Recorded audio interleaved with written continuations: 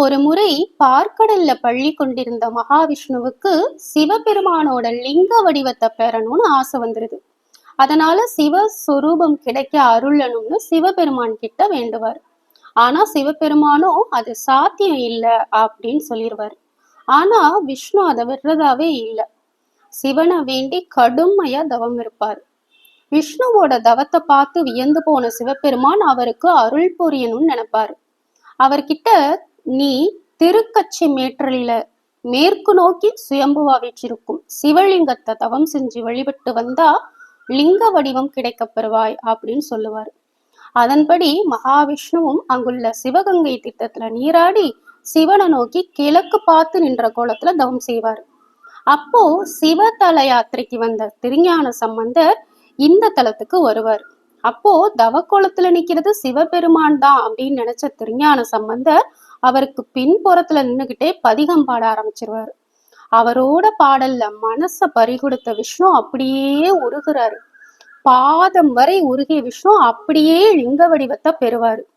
அப்போன்னு பார்த்து சம்பந்தர் பாடலை முடிச்சிருவாரு. அதனால அவரோட பாதம் மட்டும் அப்படியே நின்னுருது. இன்னைக்கும் கருவறையில லிங்கமும் அதுக்கு முன்னாடி பாதமும் இருக்கிறத நம்ம பார்க்கலாம். சம்பந்தரோட பாடலுக்கு உருகியதுனால இவரை ஓத உருகீஸ்வரர் அப்படின்னு அழைக்கிறாங்க. இங்க சிவன் மேற்கு நோக்கி இருக்கிறதுனால மேற்றலீஸ்வரர் தளி அப்படின்னு அழைக்கப்படுறாரு. தளி அப்படின்னா கோயில். கச்சி ஏகம்பத்துக்கு மேற்கு திசையில இந்த கோயில் இருக்கிறதுனால கச்சி மேற்றலி அப்படின்னு பேரு. ஓத உருகீஸ்வரர் கருவறையில சிவ வடிவான லிங்கத்தையும் அதுக்கு முன்னாடி திருமாலோட பாதத்தையும் ஒரே சமயத்துல பார்க்கலாம். இந்த அபூர்வமான தரிசனத்தை தரிசிக்கிறதுனால வாழ்க்கையில குறைவில்லாத வளம் பெறலாம் அப்படிங்கிறது நம்பிக்கையா இருக்கு. தன்னை மனமுருகி வழிபட்ட விஷ்ணுவுக்கு தன் லிங்க வடிவத்தையே கொடுத்த இந்த திருமேற்றலீஸ்வரரை வணங்கினா அவர் நமக்கு வேண்டும் வரங்களை எல்லாம் தருவாராம். திருஞான சம்பந்தர் நின்று பாடி அதே இடத்திலேயே அவருக்கு ஒரு தனி சன்னதி இருக்கு. பொதுவா கையில் தாளத்துடனே இருக்கும் ஞான சம்பந்தர் இங்க வணங்கிய கோலத்துல இருக்காரு.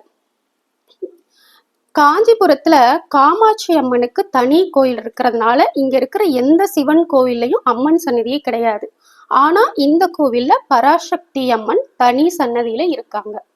இதுதான் சிவபெருமான் சுயம்பு மூர்த்தியா வச்சிருக்கும் தேவார தலமான திருக்கச்சி மேற்றலி கோவிலோட ஸ்தல வரலாறு. நாளை மற்றொரு தேவார பாடல் பெற்ற கோவிலோட ஸ்தல வரலாற்றை பத்தி பார்ப்போம். ஓம் நம சிவாய.